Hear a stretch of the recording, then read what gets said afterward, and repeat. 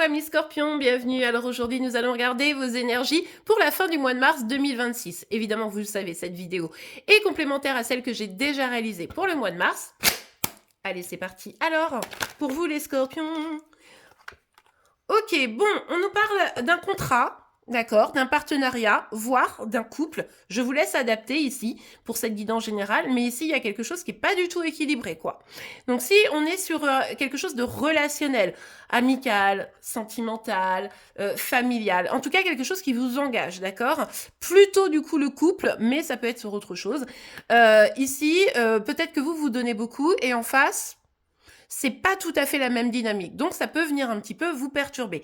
Si c'est professionnel, du type un partenariat ou dans un contrat, ben, peut-être que là, vous vous faites un petit peu avoir. Peut-être que là, on est dans une dynamique où ben, on vous rémunère pas assez, ou alors on se moque un petit peu de vous, dans le sens on profite de vos largesses, vous voyez. C'est pas forcément idéal. Bon, on est quand même plutôt sur le sentimental. Vous me direz, je vous laisse adapter puisqu'on est sur une guidance générale et surtout, vous ne prenez que ce qui vous parle. Quoi qu'il arrive ici, il y a de ce dysfonctionnement qui est là.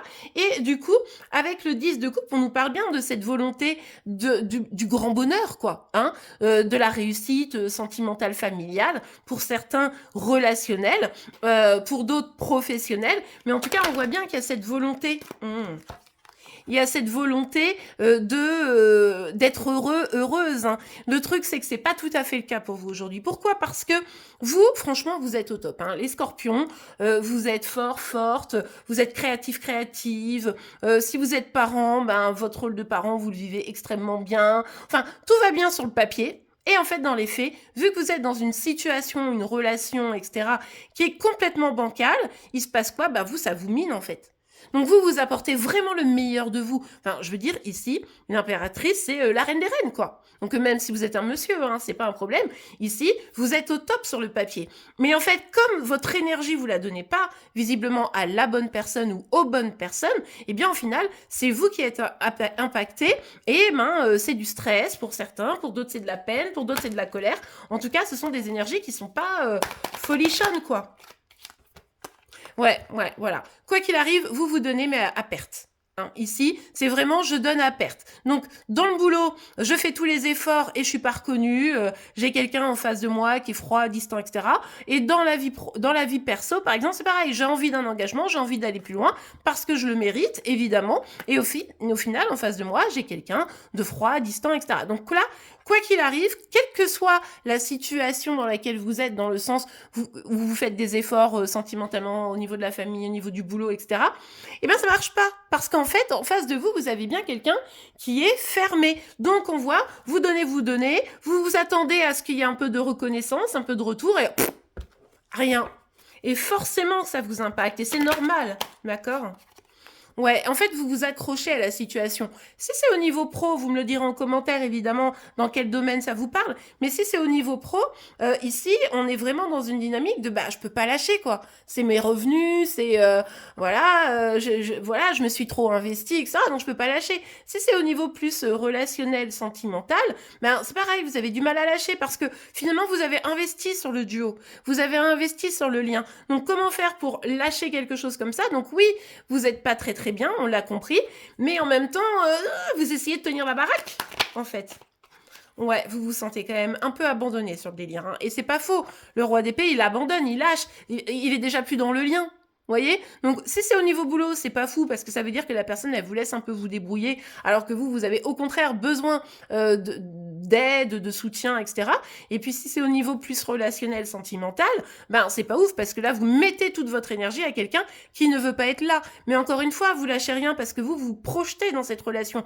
Vous vous projetez dans l'idée que c'est probablement la bonne personne. Sauf que cette personne, elle est partie.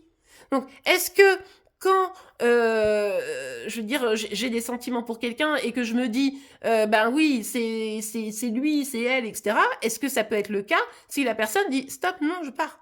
Je sais pas, je suis pas sûre. Et en plus, si vous êtes malheureux, malheureuse, hein. Ouais, mais vous êtes en mode, vous êtes des passionnés, quoi, donc vous lâchez pas. Vous dites, non, mais il faut qu'on parle, non, mais il faut qu'on essaie, non, mais il y a trop de trucs entre nous, donc vous lâchez pas, quoi. Vous voulez pas lâcher, en fait. Et ça vient un peu entretenir votre mal-être, hein, on va pas se le cacher. Mais voilà, vous êtes quelqu'un de passionné, il y a un feu comme ça, une passion qui vous anime. Vous aimez pour certains... Ah, attendez, là, trop de cartes, trop de cartes. Vous aimez la personne pour certains. Bref, vous voyez bien que là, ben, vous vous dites que vous pouvez pas lâcher, quoi.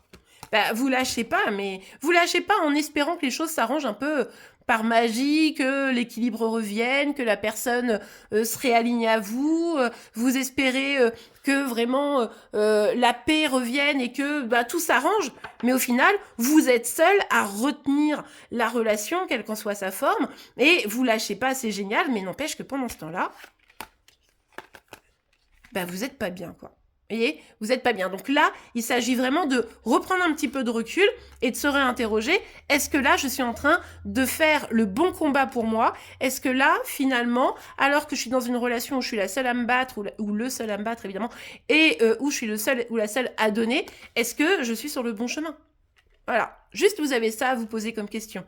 Et des fois on se dit oui, mais tu comprends, imaginez-vous si c'était votre enfant ou votre meilleur ami qui vivait exactement la même chose que vous, est-ce que vous l'encourageriez à continuer? Sincèrement, si la réponse est non, vous aurez votre réponse pour vous. Et bien voilà les amis, j'espère que cette guidance vous aura plu et aidé. Si c'est le cas, n'oubliez pas de liker, vous pouvez évidemment vous abonner pour être informé tous les jours de vos énergies par signe astro. En attendant, je vous souhaite une excellente journée, un beau mois de mars et je vous dis à demain. Au revoir.